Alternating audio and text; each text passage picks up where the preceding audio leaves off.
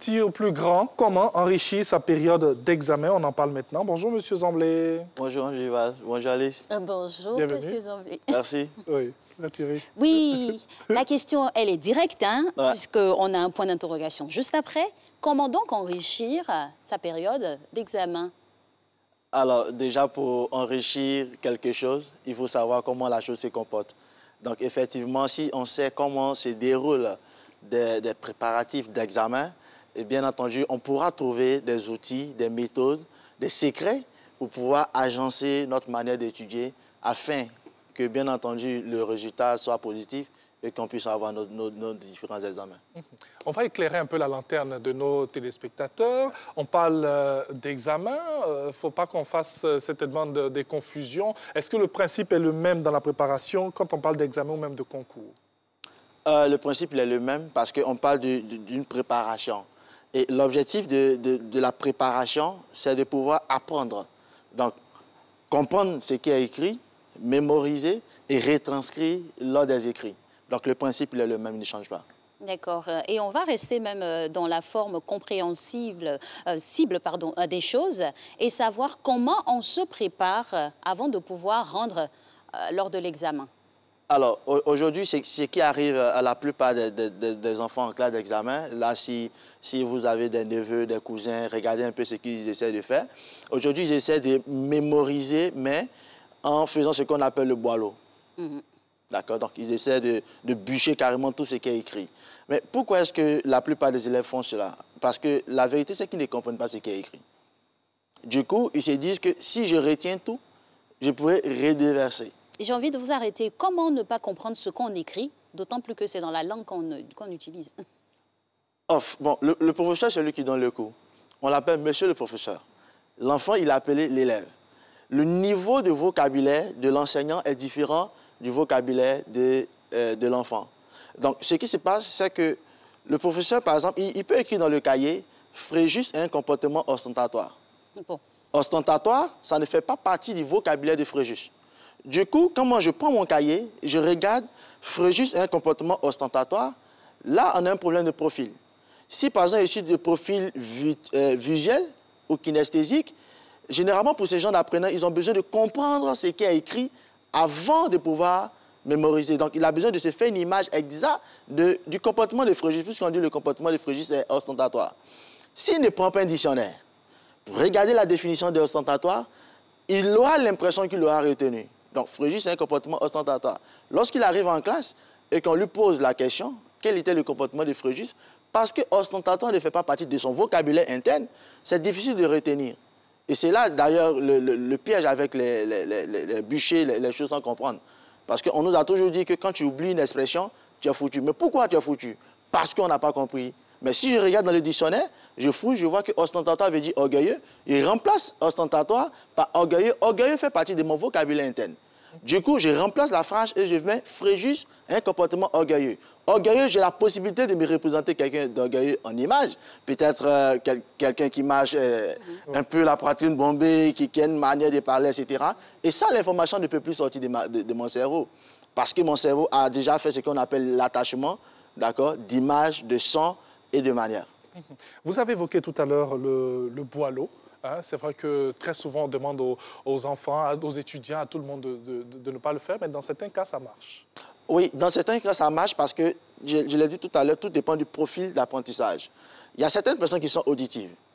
Les auditifs, généralement, ils arrivent à bûcher sans problème. Parce que lui, à force d'entendre la même chose, il arrive à retenir. Mais les deux autres profils, c'est que les visuels et les kinesthésiques, c'est impossible. Moi, par exemple, je suis visuel. C'est impossible pour moi de retenir une citation. Une citation. Et là, aujourd'hui, les classes d'examen, surtout ceux de terminale A, ils ont tous les problèmes. Ils vous diront, mais les citations sont... Il y a beaucoup de citations, qu'est-ce qu'on retient? Par contre, ils ne savent pas qu'on n'est pas obligé de, par exemple, mettre... Parce que la citation, quand tu commences à mettre les guillemets, tu dois écrire exactement. Oui. Mais le problème avec ça, c'est que si tu as raté une virgule, tu as enlevé une expression ou un mot, ça fait 0. Mais ils ne savent pas que, par exemple, on peut paraphraser. Donc, moi, par exemple, jusqu'à présent, la dernière fois, j'étais avec les élèves terminales qui me disaient « Monsieur Zamblé, le cours de philosophie est trop long. » J'ai résumé le cours que j'ai fait en 2010, d'accord, en un quart de feuille. Pourquoi? Parce que les citations, comme je ne peux pas les mémoriser par cœur, je les ai paraphrasées. Donc ça aussi, c'est une autre méthode pour certains profils. Donc, parce que je n'arrive pas à bosser les choses par cœur, je paraphrase et ça me reste une bonne fois pour toutes. C'est vrai qu'on aura un travail très ardu à faire parce qu'il y a une donnée qui revient tout le temps, c'est le profil. Finalement, il faut orienter son apprentissage en fonction du profil. Dans l'état actuel des choses, comment faire pour sauver les étudiants et autres élèves qui vont affronter les examens? D'accord. Moi, là, ils ont fait 9 mois de cours. Oui. Déjà, ils peuvent plus ou moins déjà identifier le profil, ou bien les parents peuvent généralement les aider à déceler les profils. S'ils en sont conscients. S'ils en sont conscients. Alors, moi, la méthode très simple que je partage, c'est que je demande aux élèves de me raconter leurs dernières vacances pour déceler le profil. Alors, quelqu'un qui est auditif, il va se mettre à relater les faits, mais en soulignant tout ce qui était son. Donc, vous voyez ces gens d'enfants-là qui disent que le monsieur, il a freiné, ça fait qui, oh?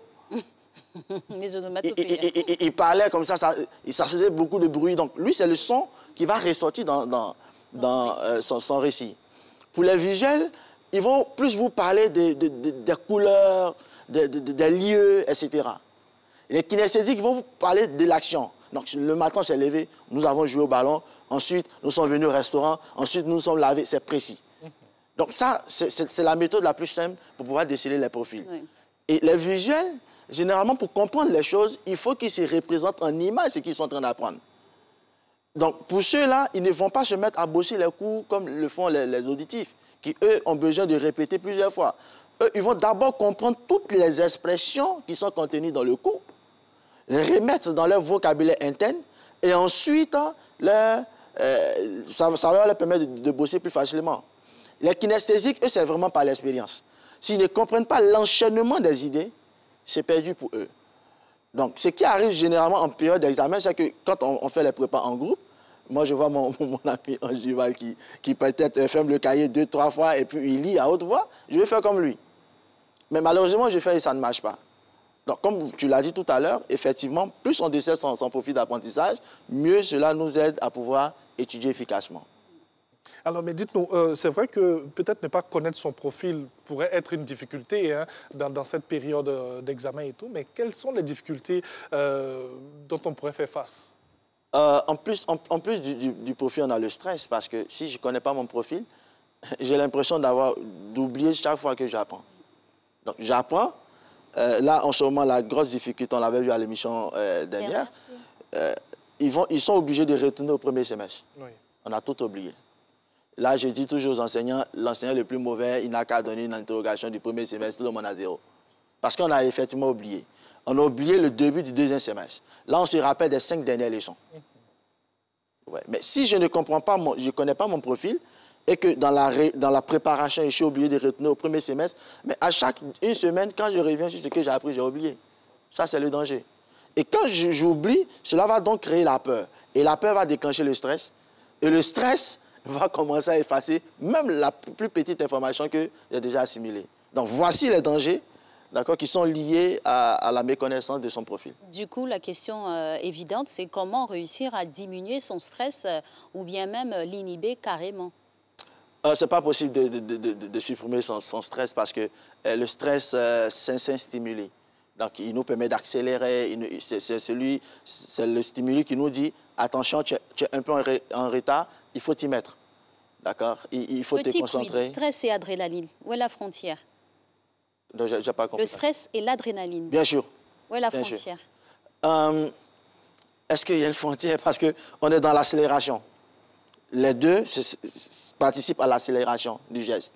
Mais le problème, c'est que quand il arrive à un certain niveau, puisque le stress il est progressif, lorsqu'il arrive au niveau 4-5, c'est là le problème. Donc, on commence à oublier. Et la fois dernière, je l'ai dit, plus on fait l'effort de se rappeler le nom d'Alice, oui, je vais oublier. Donc, j'ai dit, la dame, elle s'appelait Amande, non, c'est pas... Bon, laissons. Laissons. Dès que je laisse, oui, immédiatement, le nom revient. Pourquoi? Parce qu'en ce moment-là, le stress, il est arrivé à un certain niveau où l'information est partie très loin. Mais quand je laisse, il retombe au niveau 2 et l'information revient. Comment laisser? N'est-ce pas? Comment? Comment laisser le stress? Non, laisser parce que je ne me concentre pas là-dessus. Dans le cas des préparatifs, aujourd'hui, beaucoup d'enfants vous diront « je suis en retard ». Beaucoup d'enfants vous diront « je ne peux pas ». Beaucoup d'enfants vous diront « c'est trop difficile ». Beaucoup d'enfants vous diront « on a beaucoup de choses à étudier ». La fois dernière, on a vu. Comment est-ce qu'on peut évaluer nos difficultés, le niveau de nos difficultés dans chaque matière, et ensuite avoir un plan pour pouvoir évacuer.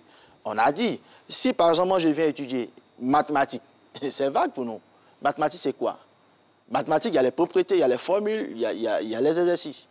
Aujourd'hui, ils se mettent tous à faire des exercices. L'ANAQ, avec ça, c'est qu'il ne comprend même pas les propriétés qui régissent l'exercice. Donc, du coup, il commence l'exercice, il est bloqué, il répète, il regarde dans le cahier. Le temps de comprendre, il revient sur l'exercice, il a déjà fait 1 heure. Donc, en 4 heures de bosse, il ne peut que faire 2 exercices.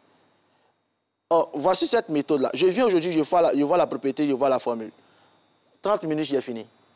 Parce que ce n'est pas compliqué. Les propriétés, généralement, ne sont pas longues. Or, la propriété est la forme française de la formule. La formule, la forme mathématique ou signe de la propriété.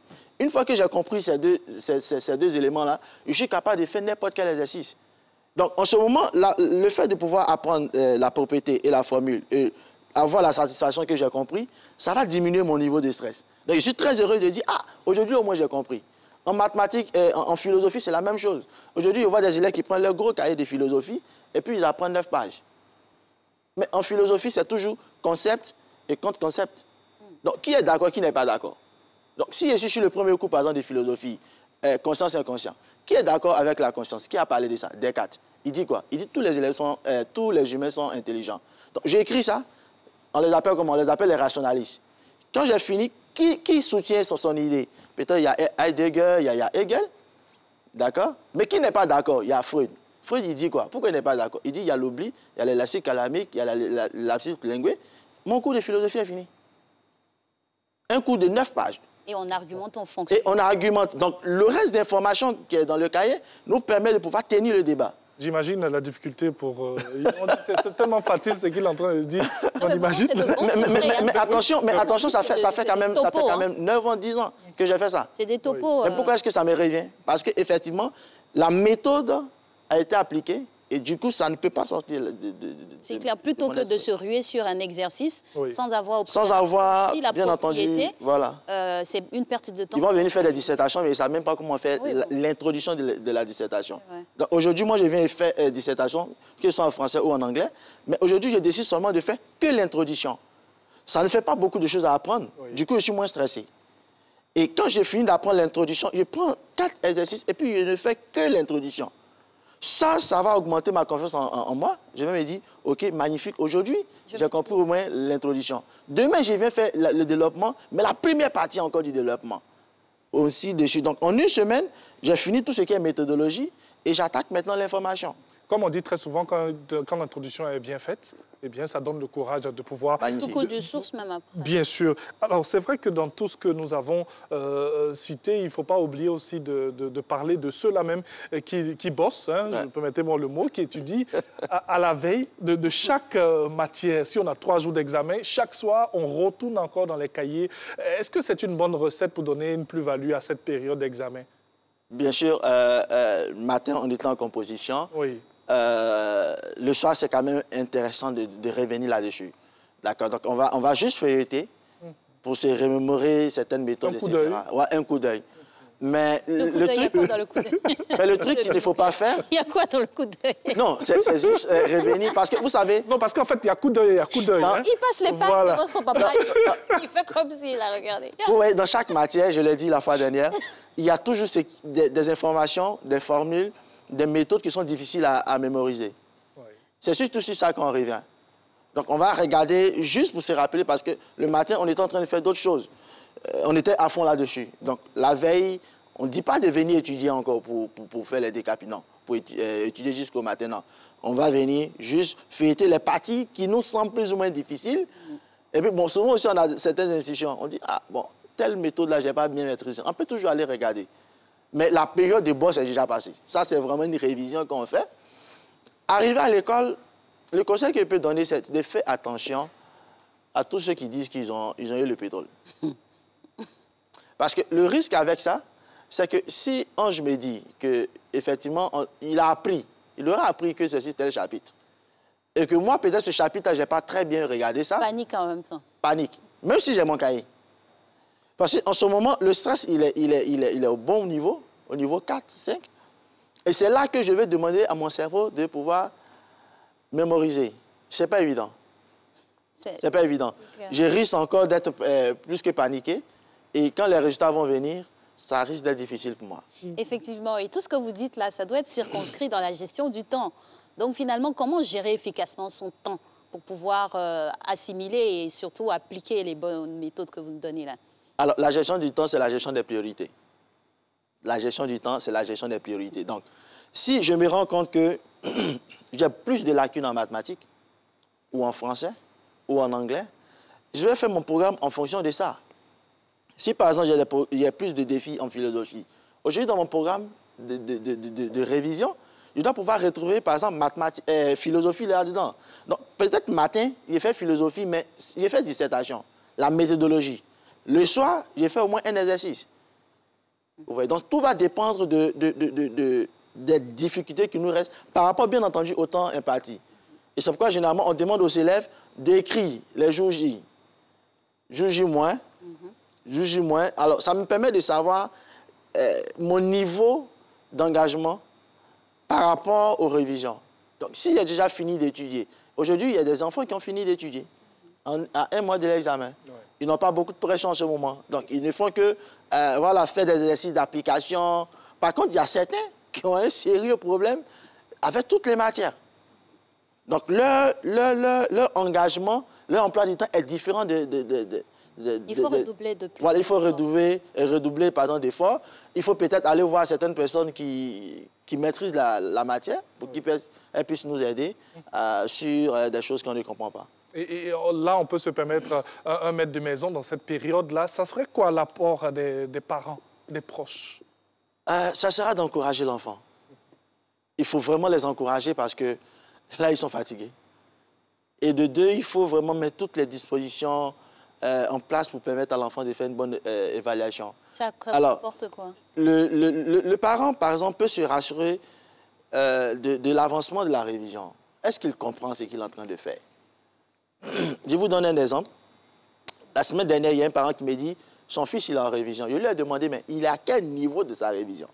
Il m'a dit, bon, en tout cas, lui, il voit l'enfant étudier. OK. Donc, moi, je me rends chez la famille et puis j'essaie d'évaluer un peu avec l'enfant. Il me dit, effectivement, SVT, il est en terminale D. SVT, ça va, français, anglais, etc. Mais mathématiques, là, tonton, je ne comprends pas.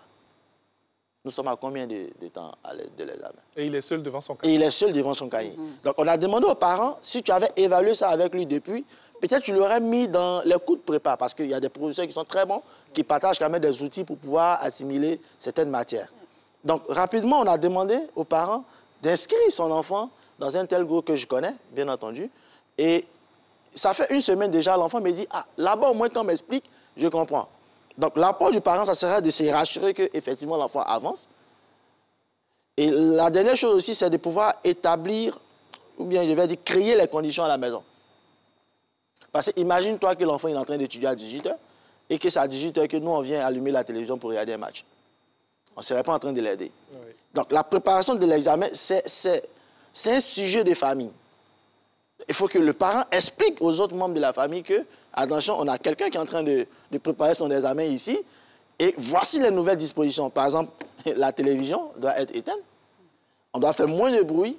À la limite, même si le parent peut peut-être changer l'environnement, qu'il le fasse pour que l'enfant puisse avoir effectivement non seulement le temps, mais l'environnement pour pouvoir se concentrer. En tout cas, merci Monsieur Zamblé Fréjus pour toutes ces bonnes idées, astuces et